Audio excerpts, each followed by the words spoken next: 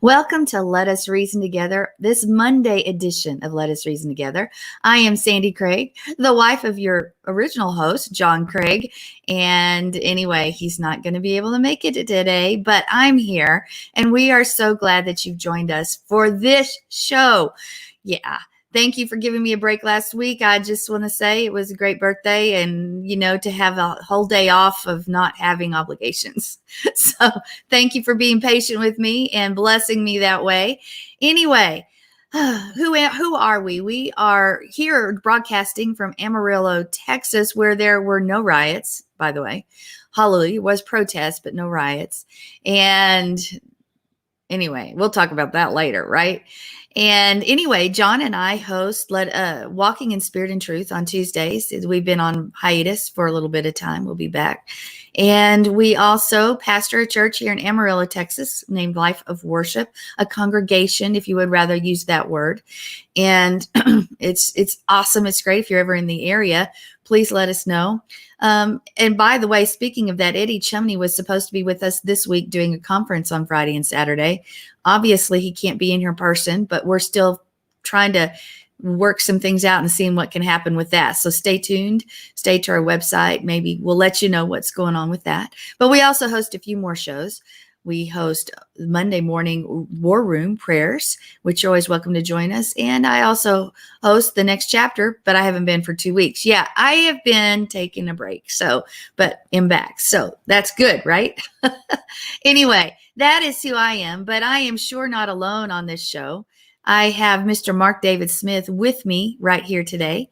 Hallelujah. The owner, North Carolina Broadcasting, and the creator, the visionary. There he is. And it's all about rainbows. Rainbows. It's all about rainbows. All right. All right. You got to love it, right? No, you don't? Okay. I do love it. It's awesome. So what else is going on in North Carolina besides rainbows? Well, North Carolina. You have riots? Not that I know of. Yeah, I don't know. Are there riots out there? In Amarillo, no riots, but there are in Dallas. I mean, they put put bricks around Dallas so that the protesters, when they showed up, when they were bussed in, could actually have a place to go protest. Yeah. So. Yeah, I guess this is going to be our news segment in a little bit. We'll talk about this because I have questions. The best person to ask questions to is not me. I have questions, and so we may have visitors coming in later. That would be good. Be fine. Yeah, that would be good. Oh well, do you want to know some things that happened today? I'm going to tell you, even if you don't, because this is very important. Not CNN. Began broadcasting June 1st of 1980, Ted Turner's cable network. CNN began broadcasting their made-up news, their lies, their propaganda on June 1st of 1980. Huh. But also on June 1st in 1796, Tennessee becomes the 15th or 16th state. And in 1792, Kentucky became the 15th state. Probably said that backwards. I probably should have said it the other way.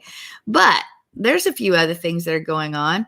Thomas Edison patented his first thing. It was an electrical vote recorder. It didn't actually work, but he came out with other things. But he did patent it on June 1st of 1869.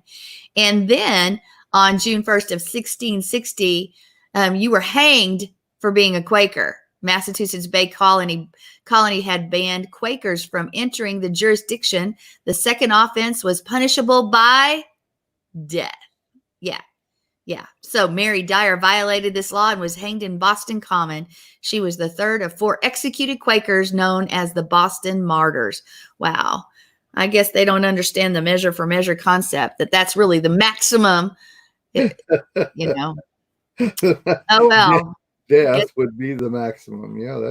They need to go back and read the word. But many might be interested to know that on this day, Norma Jean Mortensen Baker was born in 1926. Do you know who that is?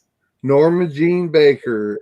Yeah, of course, that would be Marilyn Monroe. Yep, Marilyn Monroe. Isn't that funny how we know stupid trivia like that and don't know? It is. You're right. Extremely important history trivia. I mean, I try to know that stuff, but it's things, I guess, that make you want to go, Well, if you want to know some more trivia, this is supposed to be Superman's birthday. Oh, really? Yeah. Did you know that there's actually an element on Earth called Krypton? I did not know that. I didn't either. We were Adina and I love trivia shows. We like game shows and stuff like that. And we were watching one last night, and that was one of the questions. And I said, absolutely not. That's just kryptonite. That's Superman's weakness is kryptonite. That's krypton. That's not real. That's not a real thing. And I was wrong. It is actually an element and here on Earth. And I was like, wait, hold up. I know the elements. I don't remember that one at all. And everybody else was surprised too. I mean, it was one of those things. But. Well, you know what? I do have to give kudos to you. You know why? This is Baby Boomers Recognition Day. So I'm recognizing you're a baby boomer, right, Mark? Oh, you're just a kid. I know you're just a kid. I'm a Generation X. So yeah. Well, but I'm recognizing you this very day, Mr. Baby Boomer Mark. Thank you. That's me. Yes. Hey, we have a couple other baby boomers in here. You want to bring Eddie and Tammy? Yeah, let's bring some other baby boomers in here. You guys are baby boomers, right? Well, he is. Oh, he is. Are you Generation X, Tammy? No, I'm in between. She's a screener. Are you a millennial? No, I'm a 60. I was born in 62. She was a tail end of the boomers, yeah. Okay. So, I believe that Generation X began in 1965. Yeah, and anybody below, like a 45 to 65 was baby boomers, and then 65 to something else was I guess I am a boomer then. Yeah. So, anyway. But it's Baby Boomer Recognition today, as well as thank God it's Monday Day. I don't know. I guess we should praise him for the second day of the week, although today I'm feeling pretty sluggish. That's all I got to say about that. Is it Rainbow Day? Oh, cool. That is cool. We can make it Rainbow Day. But Mark, would you introduce our special second time guest? Yeah. Eddie and Tammy Johnson here. We've there we go. And I don't know the dog's name, but This is Simca. Joy. There we go. She's Joy. There we go. And so they're here joining in with us from time to time and adding their vast knowledge of Torah and the trivia of pop culture. They are pop culture king and queen. They know everything there is about pop culture. I don't know if I go that far. When you said Norma Jean earlier, Sandy, I thought of the movie. But is it Norma Jean or Norma Ray? Norma Ray.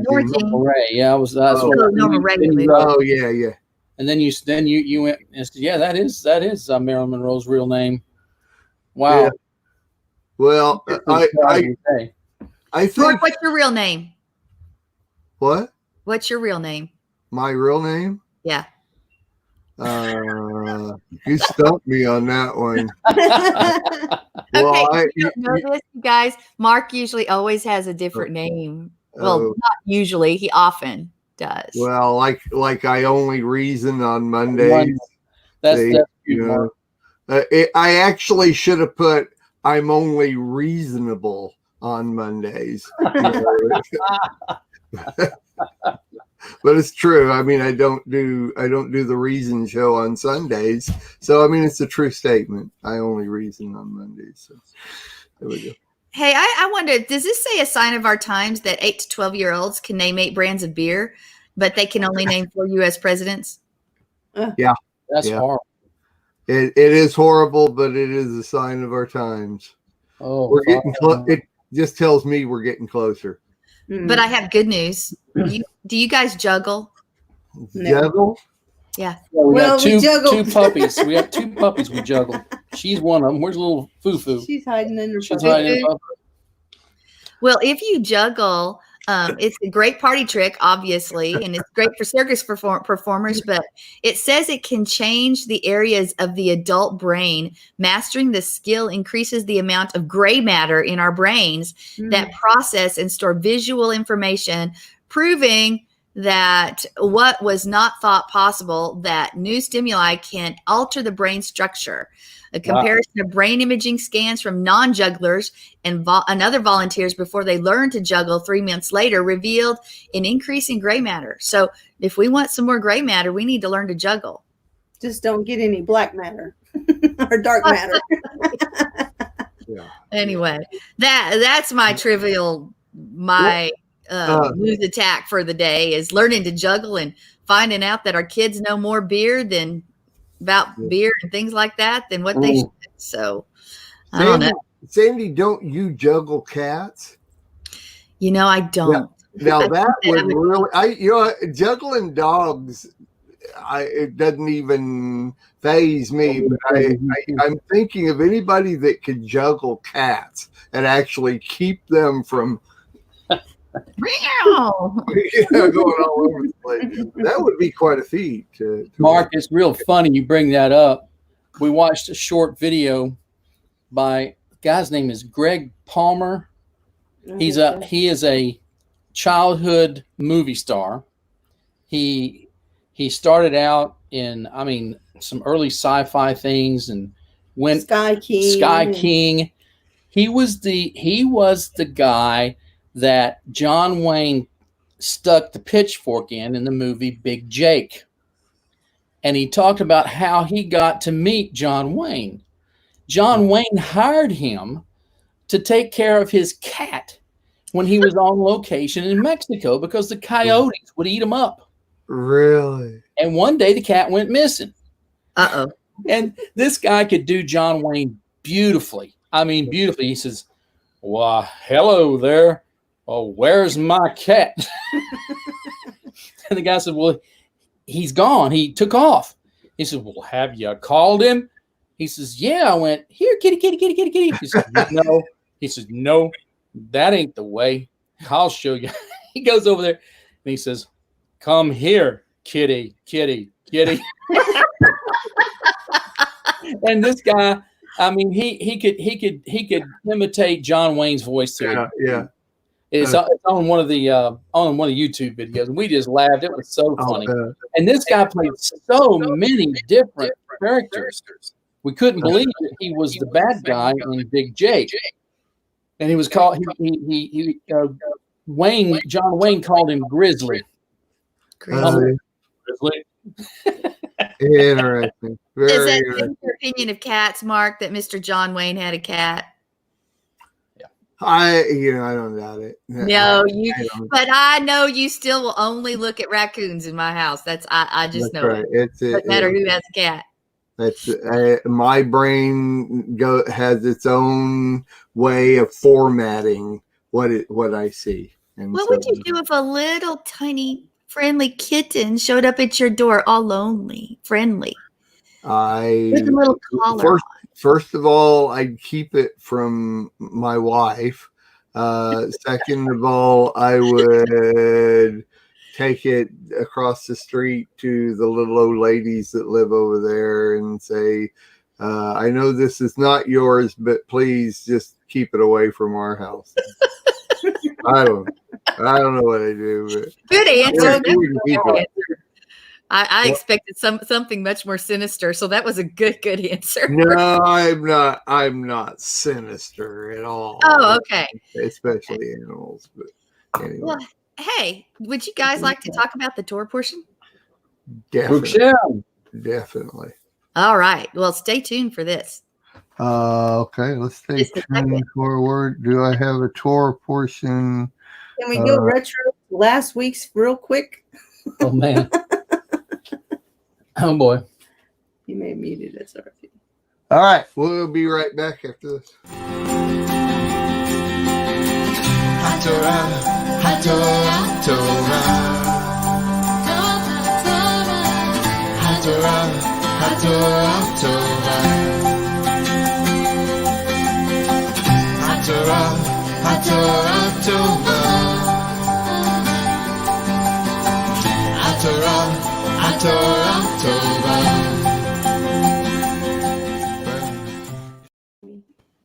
Well, we may talk a little bit more about something else in just a moment, but right now we're going to talk about Maso, and I want to focus in on something I normally don't, and that is the Aaronic blessing that we find here in this Torah portion. It's really interesting that in Jerusalem, the Israeli Museum contains this fragment of parchment that has these 15 words. And the structure is interesting because there's 3 words, which is 15 letters, and 5 words, which is 20 letters, and 7 words, which is 25. 15, 20, and 25 is how it's built. And within that, it's got so much that we just say it, especially in Hebrew roots Messianic circles, and right now in Christian circles, because there's a big song out called The Blessing that goes over the Aaronic blessing, which is really interesting. We'll probably do it this week in our congregation. But this has this buildup of Yah's overflowing love. When you see this structure, 1, 2, and 3, it gets bigger. It gets bigger and bigger as Yah pours out his love. But when we look at it, it also has a lot more depth that we need to really focus on. What exactly does it mean? So there's 3 actual blessings within the Aaronic blessing, and commentators will talk about that. You may already know about it, but we're going to discuss it anyway, because there's this general blessing, first off, of prosperity.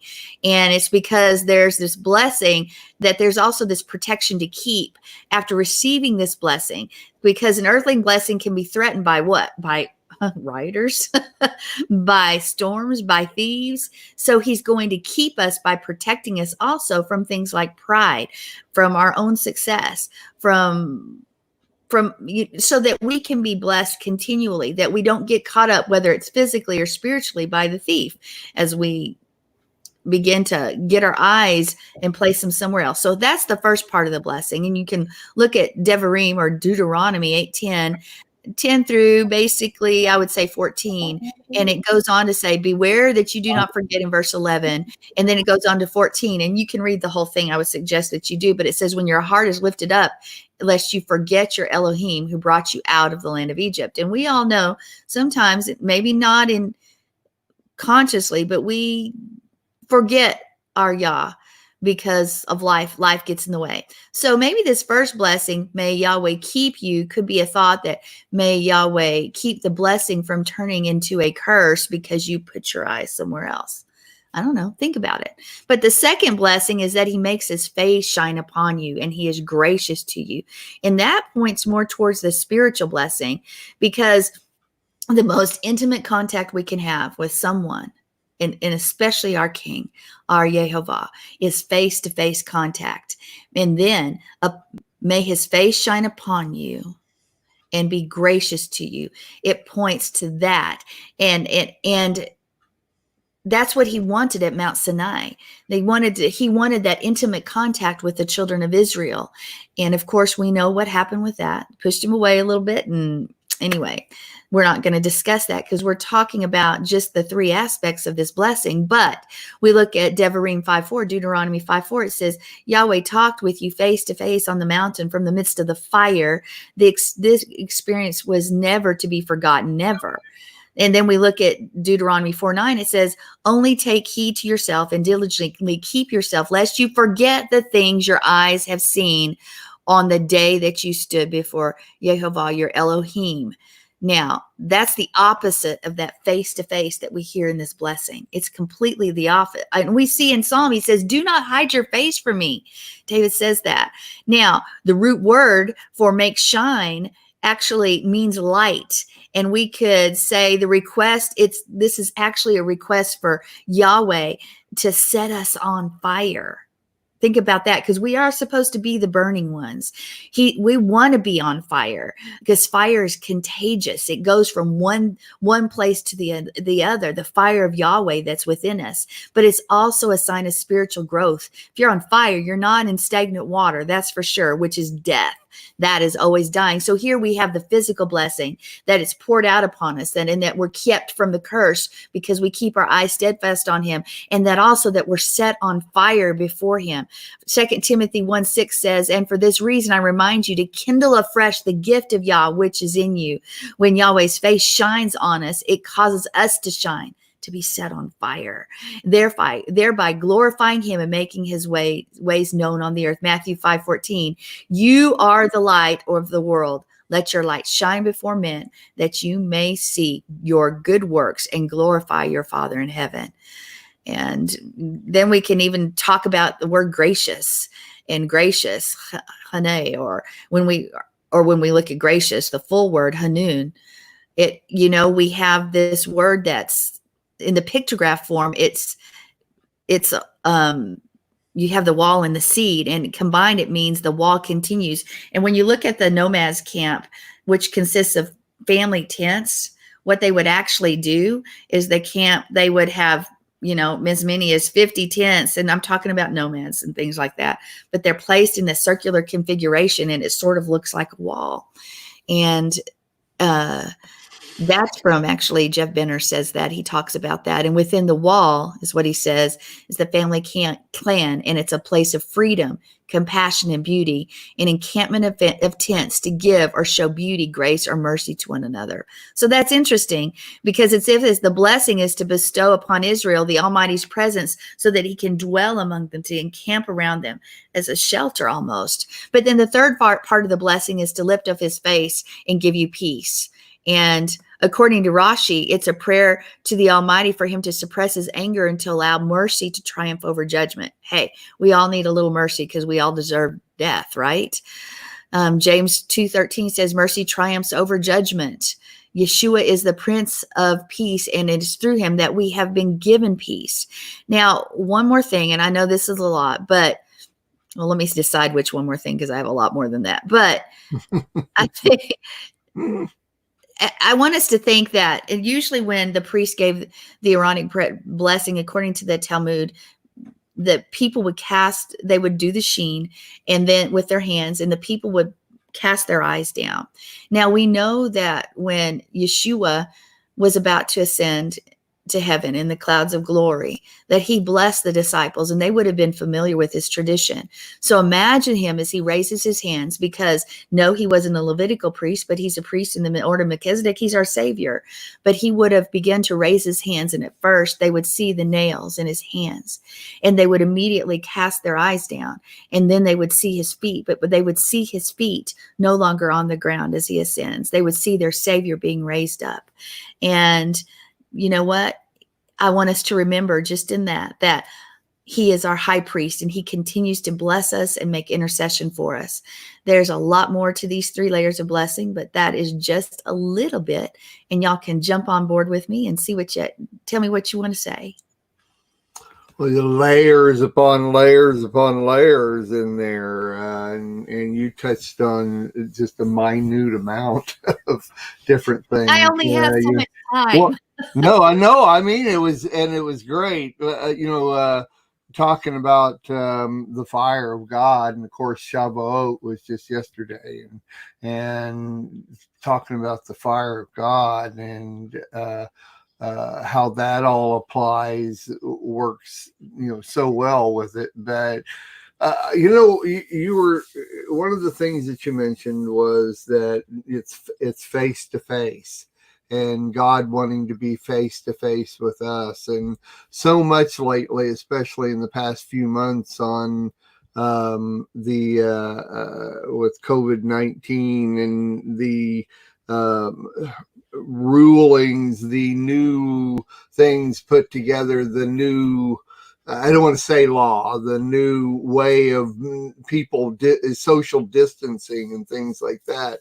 And, Rabbi Darrell and I have been talking a lot about, witnessing, and Rabbi Darrell talks, a lot of what he teaches on and what he taught on Sabbath, even a Shavuot message then was about being able to share and witnessing. And that's what our calling is. And that goes right along with what you're talking about there, in that the blessings have to do with being able to bless, and like blessing your family or laying hands on somebody and reciting blessings over them and things like that. Well, with everything they're trying to do to separate us and keep us apart, my thought goes to trying to witness to somebody. So if I have to stay 6 feet from everybody and, hey, let me tell you about the Lord, can you hear me? I want to be sure you understand everything I'm saying here, because I have to stay 6 feet from you, but I want you to know about the Lord. And, one of the big things is being able to hug and all that kind of stuff. And it's like, it's layer upon layer that starts developing because of what they're trying to do with us and keeping us apart. That's kingdom. That's the enemy's kingdom plan. Yeah, exactly. Anyway, I just can't. Blessing people is interaction, and it's to be a part of all that. So anyway, that's what I thought of while you were talking about those things. It's good, and you're right. So what do you guys think? They're muted. You're good. Okay. There we are. Mark had us on control here. Too much activity going back. We had to drop my truck off for service this morning and didn't have time to set my background screens. Apologize for the. You're good. You're good. Look good. This Torah portion is just like you said. It's so many layered. I'll tell you an incident that I had with Eddie Chumney back in 2004 in Panama City. Monty had come down. He and Monty had come down to have a presentation in Panama City, and we were living 90 miles north of it then.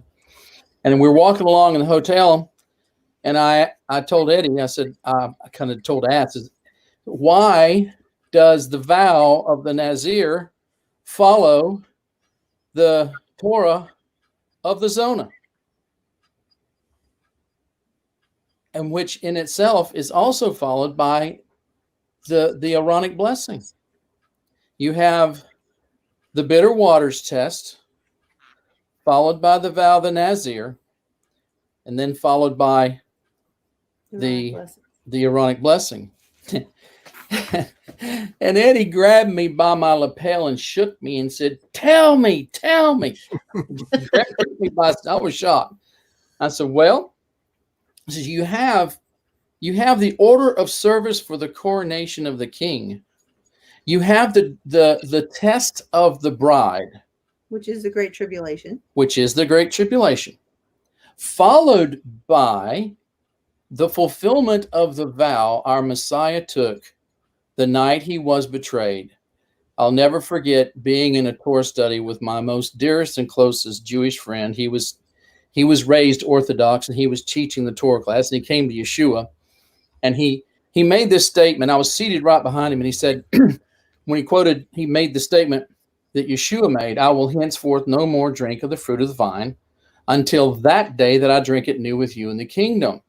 And he says, any self-respecting Orthodox Jew, if you repeated those words in their presence, they would tell you that whoever uttered those words has just taken a Nazirite vow. And I went nuts. Because I was always concerned about a scripture in Zephaniah 2 concerning Messiah saying that someone's going to bring his present in this great ingathering. I said, well, what is this present needed? Why is it needed? What is it required? Well, the Nazir has to present a minka to the Father. And when Yeshua took that vow of the Nazir, he has to present an offering to the Father. And I believe the ingathering of the house of Israel, the whole house of Israel, coming from the four corners, will be that offering he will offer on the day he fulfills the vow he took that night. Touch the computer. And after he does that, after he completes that vow and he says, I will henceforth no more drink of the wine until that day I drink it new with you in heaven. He then will be able to drink the cup and then raise his hand and place his name upon his people. That's that. And so that this whole Torah portion, I nickname it the order of service for the crowning of the king. It just blew me away. I love it. That's really good. That's really good. Say again. What screen? Oh, Tammy, did you have something you wanted to jump in with? No, I was trying to get him to fit. Our computer screen went to sleep. Yeah. Well, go ahead. What you were saying about the Aaronic blessing is just beautiful. It was. I've never heard it said like that before. It's just really beautiful. Well, thank you. I love, you know what? That's what's amazing to listen to everybody's perspective on something, because it brings such a beautiful picture, and we don't all drink from the same water source. We need to drink from different places and be healthy that way, right? That's real interesting. Oh dear. All right. Did anybody have a last word they wanted to say on the Torah portion today before we? Nope. All right. Well, by the way, yes. One of the requirements Messiah will have to do will be to shave his head bald. So get ready, everybody, male and female. We will all shave our heads. It says every head will be made bald. He will make every head. He will make every head bald in that day, and now we know why. Baruch Hashem. You know, as long as everybody looks the same, I don't think it'll make a lot of difference. Well, okay. Now that you said that, I have to tell on my daughter-in-law. She was, for her husband, she was going to dye her hair or bleach her hair for my son Jonathan, and she decided to do it herself, and she always does. She just changes her color often, and she did it. And her husband told her, he says, go to the salon. And she says, no, I'm going to do it. Anyway, she got in the shower and all her hair came out. Oh no. So she shaved it. She had to shave it off. And my son called me, he says, have you looked at Facebook? And I said, no. He said, Killian's bald. She shaved her head. And then she did it a second time a week later to get the blonde off.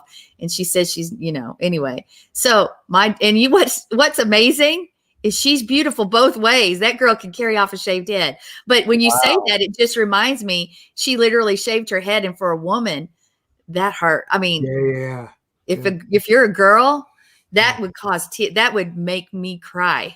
Yeah. So, amen. And the vow of a Nazir is both for a man or a woman. And a woman. Yeah. Exactly. Wow. I know. Silly story had nothing to do with the Torah portion, but That's beautiful. We like it. Oh no, I disagree. That's good. That's good. Anyway, well, guess what time it is? It's time to talk about the news, and there's a lot of news going on. So stay tuned.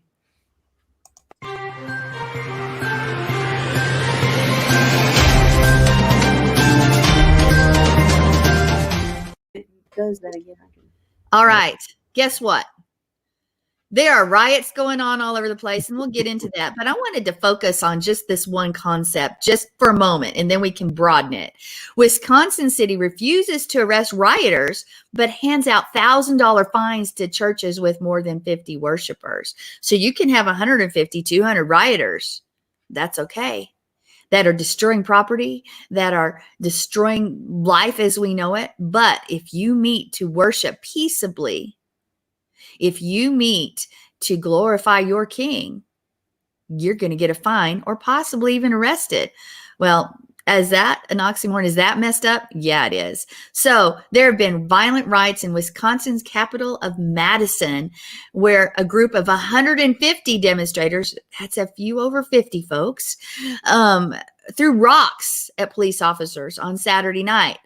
And at least 75 stores were damaged and looted overnight. And despite the bedlam and the property damage, the Madison Police Department only made 3 arrests of those 150. The Milwaukee Journal Sentinel Politics and State House reporter Patrick Marley tweeted, police chief says they aren't arresting people tonight. And interim Madison Police Chief Vic Wall said his officers stood back during the protests and just watched. Well, Madison didn't do much to prevent the barrage of looting. Officials want citizens to know no church, none, if you have over 50 people, because it will absolutely, there will be no tolerance if you go above that limit. According to the city of Madison's website, mass gatherings over 50 inside a commercial facility is permitted with 50 individuals or less only. Individuals must maintain 6 feet apart during that time as well. And let me tell you, folks, those rioters aren't 6 feet apart, and it seems to be okay. Yeah. And, oh my goodness. Sure. Wisconsin priests were reportedly warned by health officials from Madison and Dane counties that if they opened their churches and had crowds of more than 50 at their services, they would get a minimum of $1,000 fine.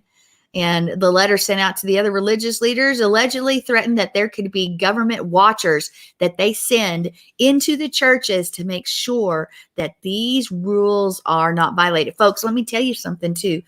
These are not laws. My suggestion is the word commands us to meet, we meet. And if it's over 50, hallelujah, for greater is he who is in us than he who is in the world. I don't know about you folks, but the world's messed up. It's upside down, inside out. And it's time that we stand up. Go ahead and join us. But it's time that we stand up and do what the word says. The word commands us to come together. We come together if at all possible. And you know what? What Mark said earlier about this social distancing, so there's no witnessing. So really we can't come and congregate together.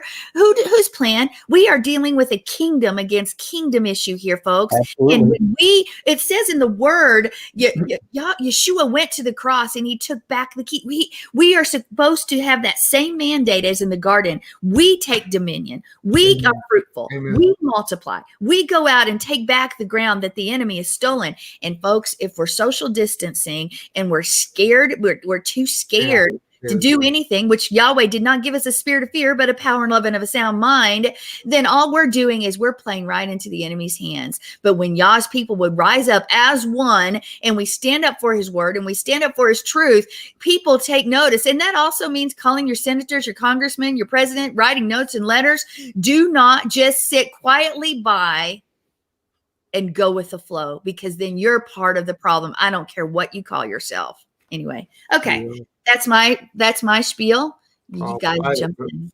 I'm with you 100%. I want to quickly just say that the church that I've been going to, which is a real good sized church here in North Carolina, apparently they're allowing 1/3 of your normal size congregation. In other words, however many people you usually have, you're allowed to have 1/3 come back to church and start it, and then you have to seat them in a certain way. Well, the church I've been going to put out notice that they could have 250 people in the church, and they have reseated everything, and you will be seated in a place where they want you to be seated.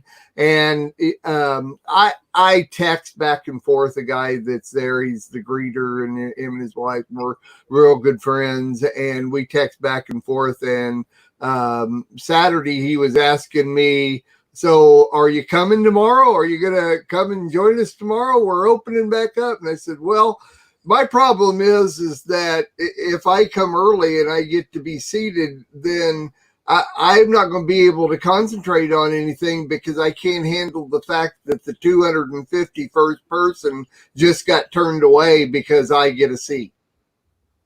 I can't handle that. You know, that to me, Wow. that just ain't right. What are you going to do when the 251st person shows up at the door and you can't come into the house of God? You don't do it. You break and violate those man-made. They're not laws, folks. We have the right to peaceably come together. And, That's exactly right. Oh my, in my opinion, churches should open their doors and have services as normal. We do. Our congregation has come together. Now, granted, we're not this big, huge place, but if we were, I would still say the same thing. We're coming together to worship. Wow, what power there is when the living water flowing out of each of our bellies comes together from that mighty river.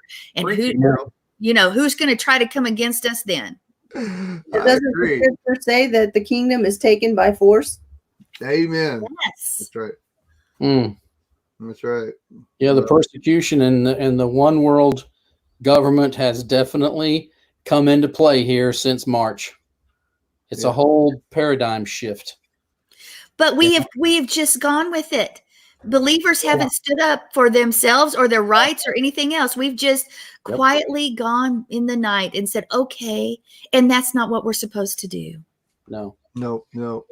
It's let those that have a fear of worldly things, have their fear of worldly things. And when they come together with a group of people, let them keep their distance and whatever. But let those of us who have a fear of God come together and do what we need to do and be together. I don't have a problem with it. God supplies all of my needs according to his riches and glory. And those riches have to do with my health, my well-being, and my ability to be able to hug somebody if I need to hug them and not worry about what's going to happen because of that. And I don't need the government to tell me that I can't hug somebody. Well, our bodies need human touch. It has been proven that we physically need human touch. If we do not have it, something happens. Go ahead. I'm sorry. You're right. You're absolutely right. Our immune system functions normally when you have normal contact. It's when you separate and put masks on, you have intentionally dropped the immune capability of the human body, and they know this. And this is part of their plan. And you're talking about your meeting and being so big. And where did we read where they're going to send people to monitor that? This is part of the contact tracing, which is totally heinous. And as believers, if you're leaders of congregations or part of a congregation, you had better be aware that there are those that are going to be sent there who are to spy out your liberty. They will be those who will put you on report. And under this contact tracing regulation, all they have to do is report you. Next thing you know, you have the police at your door, and they can come in and take anyone out of your house they so choose and take them to their, quote, FEMA camp, their isolation facility. And they can literally come in and strip your house. Mm-hmm. This is how horrible things have gotten since March. Yeah. The contact tracing is absolutely heinous. And we're going to see more and more of this. As a matter of fact, on Steve Quayle, I've read it as an alert. A gentleman who runs a towing service witnessed someone who had escaped from the hospital. They had been chipped, and the police threw out stakes to blow the guy's tires. He was trying to get home, trying to escape, and I think his wife was driving. And he witnessed this. The police drugged the guy out of the car, put him in handcuffs, and took him back to the hospital because he had tested positive for COVID-19. Supposedly, they had chipped him, and he had tried to break out, and they came and they hunted him down and took him back, him and his wife. This How is did they what have the right to chip him? They chipped him in the hospital. But oh my goodness. Yes, and the police. He witnessed it. He was telling this lady, he was telling this lady about him witnessing this as a wrecker service, and saw the police and saw that chasing the guy. And the guy come. They threw the stakes out. His tires blew. They drug him out, handcuffed him, and took him straight back to the hospital against his will. And even after the FDA has said that they never approved this test and that the test would most likely they show false positives. So hello, folks, come on. How do we combat that as people of faith? Yeah, we stand. And Like you say, you continue on. Like, Mark's saying, I want to go where I have the freedom to hug, the freedom to worship, the freedom to fellowship, and not limited by the number of people that the government sets. Yeah. It's most people that know me well know that I'm a movie fanatic. I love all kinds of movies, but it has, even before this has happened, in the past couple of years, I've been wondering, why are there so many apocalyptic movies? I mean, the secular world out there is infatuated with end time movies and what's going to happen after apocalyptic times and things like that. And you see these movies, and one type of movie that I despise and won't watch, but I've seen are zombie movies, because it's so against the spirit of God. Exactly. I have not seen a zombie movie, thank God.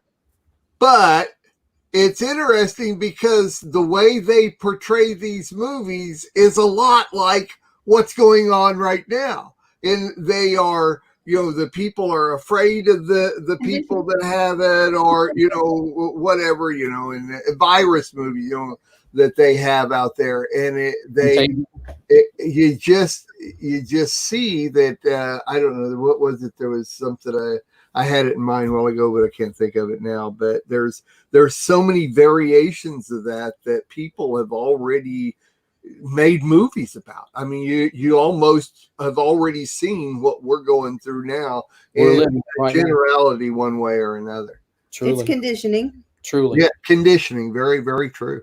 Very, very true. Hollywood will always those powers that are trying to run the world will always give enough information to Hollywood to prophesy. They're their prophets, so to speak, sort of, to prophesy what their plan is. And that back to the contact tracing. I was talking to a friend of mine who, part of our congregation, who's been away for a little bit. She's coming back soon, but she was you really shouldn't even carry your phone anymore. Honestly. Absolutely. You need to put that phone away. We used to live in a day and a time, and it's hard because now people's jobs are connected to it and things. But right now, I can tell you, if you try to get a hold of me, I will not have my phone with me until I come home, just like the olden days when the phone that's hooked up to the line that's back in there, you came home and you answered your phone calls, because that is the way they're going. That is part of the way that they're going to connect you so that they pull you out of your home and do what they please with you, which is what China did. They used this thing to get rid of those who were going against them. Those that are I was reading something. Didn't one of the senators recently say, liberal people say, that this whole rioting is because of the religious right or something like that? They blame it on Christians. Yeah. So they're gonna be it doesn't even make sense. But when they say it enough times, then people think, well, that's true. Well, that's true. You say something enough, you begin to believe the lie. Exactly. And so, folks, leave it at home. Find another way. Go get a burger. Do something. Okay, so now that you brought rioting back in here, I have a question that I need an answer to. What does looting have to do with things that happen, like, a cop killing a black kid or whatever like that. And every time something like this happens, I mean, for decades now, anytime something happens like this, it has nothing to do with looting. Why does looting always happen? I need an answer to that, because I have no logical reasoning. You can sit here and try to reason it out, but I've not heard one logic. If you look up that subject on the great and mighty Google, Google doesn't give you an answer. That's the only thing Google can't answer, is what does looting have to do with, and riot. Well, I see the rioting. The rioting, I understand they're against what had happened, and these people are against it. But where does looting fit into that? Come on, I would have to say, Norvo Ordo Seclorum, order out of chaos. Norvo Ordo Seclorum, order out of chaos. It is part of the chaos that they're trying to generate. And the looting and the burning is what totally wipes out a city and a society. And so it goes really hand in glove, because there's a Torah commandment that you're not supposed to go with a gang of people, right? You're not to be part of it. Yeah. And this is why. And this is to bring about this one world. They've got to collapse it. They've got to burn it down. Except the thing of it is, the one screaming, burn it down, they don't want their home burned down. Like one famous basketball player tweeted, burn it down, burn it down. The next thing he knows, he looks out his window and the rioters are outside his house. He almost got his wish, but that's what it is, to bring order out of chaos, to create chaos. Well, and remember, these people that are rioting are being paid by Soros and Obama and things to come in and do it. Yeah. These are literally people for hire. So if anybody else came for destruction and a hired gun, they would be considered the murderer. They would be considered just as guilty. Hello, people, where's our justice system? Well, and even before the guy was killed, somebody in these cities had taken pallets of rocks and bricks and placed them in the spots where the riots happened. Pre-positioned. I was listening to Mark around the world. No way. Yes, Mark. No way. Yeah. All over cities in the United States. Yes, sir. They did it in Dallas too. These things had been planned. I was listening to Mike from around the world, who's a government guy who uses a fake name, and we love Mike. To him. We love Mike. He said that he's just as the guy who burned himself in Egypt a couple years back was a plant. Mm-hmm. You know how they bring people into your society. They're raised up. I think there was a movie or a show about that. They're raised up. They may be like a Russian. I'm not saying this person was Russian, but a Russian spy. But their generations been raised up to fit in and be normal. But they're really still there with an agenda. Right. And Mike from around the world said that this guy who did this was one of those. Yes, he's right. That was his mission. That was his job. He was brought up here in the United States specifically for a job such as this. Mm-hmm. Can't we all just get along? If we love Yeshua. Well, it's like I didn't sign up to live in a world like this. But here's the deal, Mark. We've got to remember, this is why Yah's people have been sitting on the sidelines, and we can't, because as evil gets more evil, his glory should be made more known and more powerful. But how does he show his light? How does he show his glory? Yeah, he can just do it himself, but he wants to use his people, because we're commanded to be the light in the darkness. And we've got to remember the scripture, though 1,000 may fall at my side, 10,000 at my right hand, it shall not come nigh.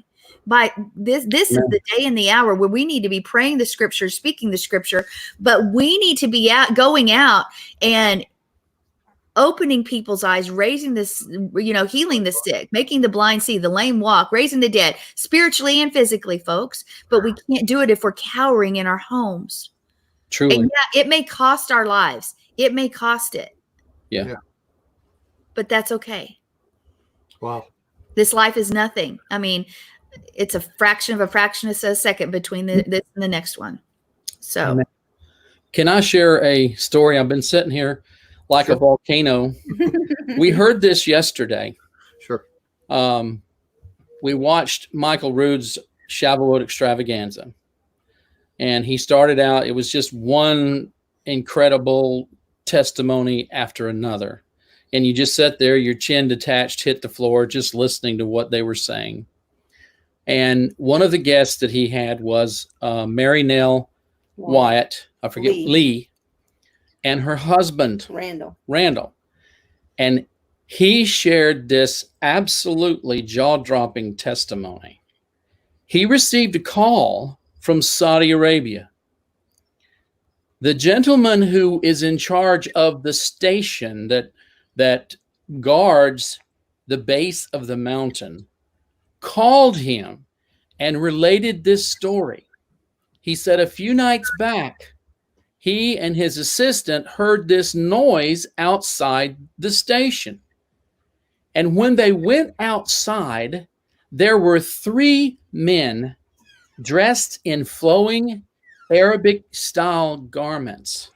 And he said they suddenly, they were there before them, and then they suddenly swooped up the mountain in a display of power and majesty that his assistant ran off and never came back. And he said he fell on the ground in the fetal position and could not move. And he was calling Randall Lee to tell him this story and ask, what does this mean? And for me, I'm saying, well, let's look at what happened with our father Abraham. He was seated in the door of his tent in the heat of the day. He lifts up his eyes and he sees the ice cream truck go by. No. He sees 3 men standing.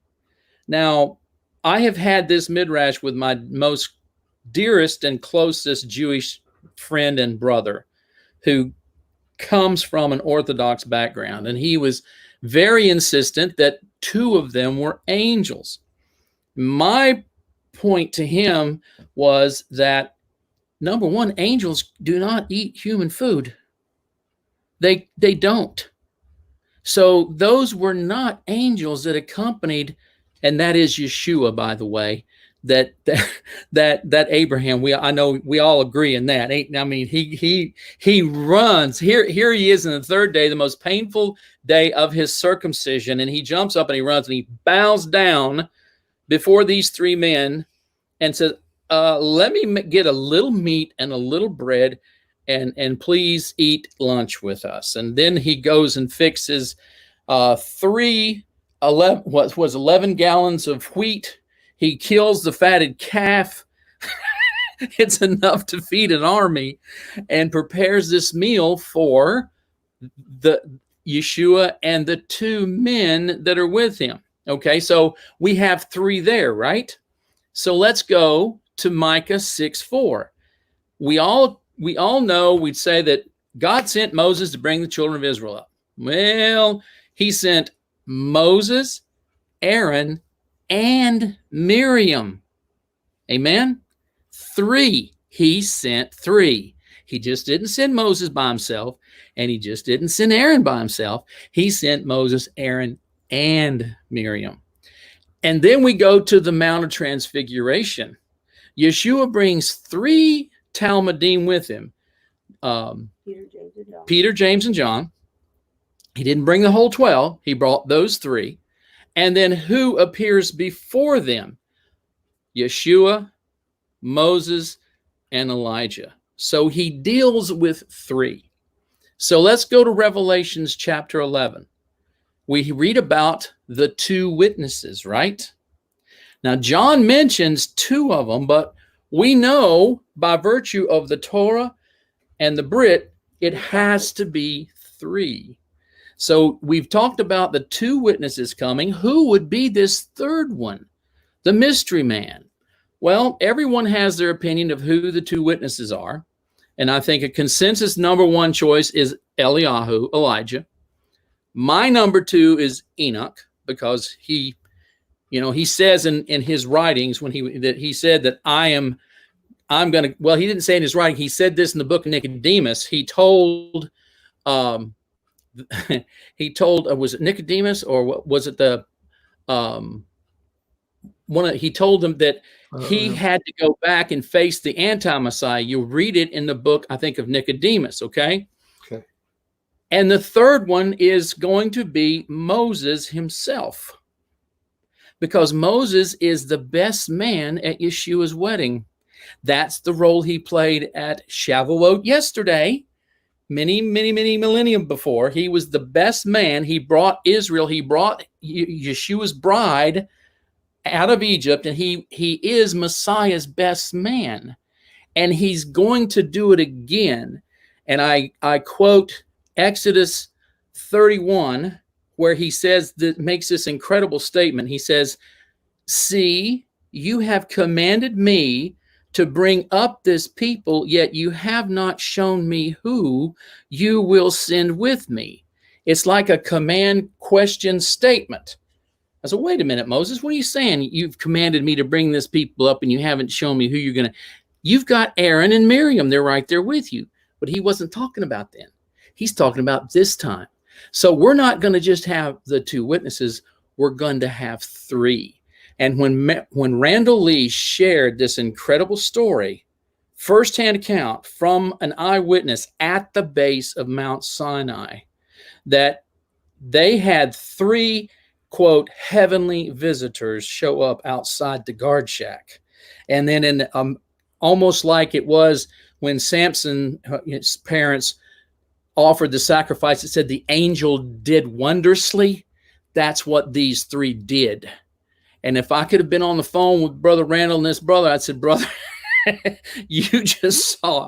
believe you just saw the 2 witnesses of Revelation 11, and the third guy, which I believe will be Moses, because he will bring the woman into the wilderness. He's going to, and this goes back to the double dids of the Torah. And Moses did all that Yod-Heh-Vav-Heh commanded him to do, so did he.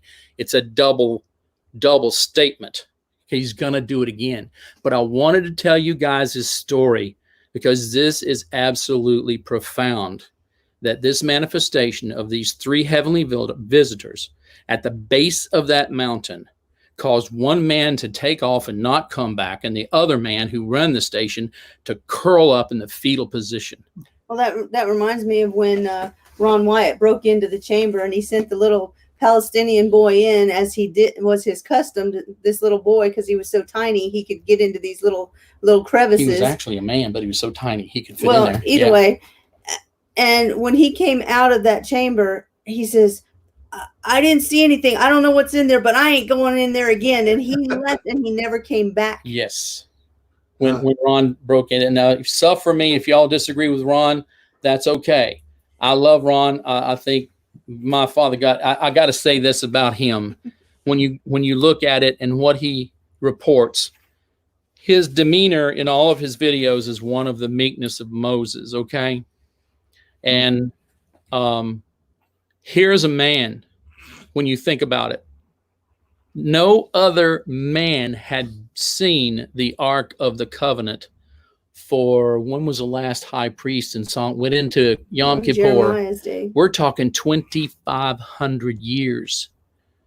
And he went in and physically saw all of the vessels, and specifically the Ark of the Covenant. And he also is so, I love it. He describes that the sword of Goliath is in that cave. Amen. Can you imagine that? But going back to the 3 that showed up recently at the mountain, what happened at Aviv 1 this year? The 3 stars in heaven. There was a conjunction. Oh yeah, guys, listen, this is incredible. And forgive me if I'm running my mouth. Tell me to shut up. I'll shut up. But anyway, at March of this year, we had a conjunction in the skies in the constellation. Was it Sagittarius? Sagittarius, of Jupiter, Saturn, and Mars. It's an incredible conjunction. And since that time, Jupiter and Saturn have stayed together, but Mars has booked it on down the road. And what does that represent, guys? I believe that Jupiter and Saturn represent the two witnesses, and Mars represents Moses leading the woman into the wilderness. And there's an event going on with Venus, I won't get into that now, that is just jaw-droppingly spectacular. It is going to transition this week from the evening star to the morning star in this season of Shavuot. And you go to 1 Peter, is it 3:9? He says, until the day star arise on you. And this phenomenon will not happen again in the near future. But right now, Venus will be transitioning from the morning star to the evening star. From the evening star to the morning star during the season of Shavuot. And I'm going to shut up. I love you guys. Thank you for letting me share that. You're okay. It's beyond me. I'm not studied in these areas, whatever, but I love listening to it. I love listening to you tell the stories. It fits right in there, brother. It's very good. Very, very good. Sandy's more versed in these things than I am. Well, she uses the mic. Well, first off, Ron Wyatt. I love Ron Wyatt's stuff. And John and I also, my husband and I also talk to our congregation about the constellations and how everything, we can distort the word and we can have man's opinions, but the constellations declare it without they can't be contaminated. And therefore the word is written there if we would actually look. And my thoughts were, when you talked about the three on the mountain, I'm one who believes that Armageddon is a mistranslation and it's Har, mountain. If you look at the ancient thing in some, from the 1800s, the feast was written as Moghed, Har Moged. Armageddon. I believe that we will gather at the mountain. And to me, it sounds like a precursor to what's about to happen. Are we about to gather at the mountain? Are we about to be, whether it's translated or whether we're on a journey with Moshe or something else? I don't know. However it works, it's going to be okay. But for that to happen in this day, in this hour, in this season, during this time, to me, it sounds like we better be ready, folks, because the bride's about to make Amen. I love it. Love it. Are we on the same page, Eddie and Tammy and Mark? We're all sitting here. I love it. Yes, we are. I love it when you join the program. That's why, I love it. So I'm in agreement. That's for sure. The only thing I know about Armageddon is that there will be pirates there. They'll be the ones running through going, Armageddon. That's classic Mark. I love it. I love it, bro.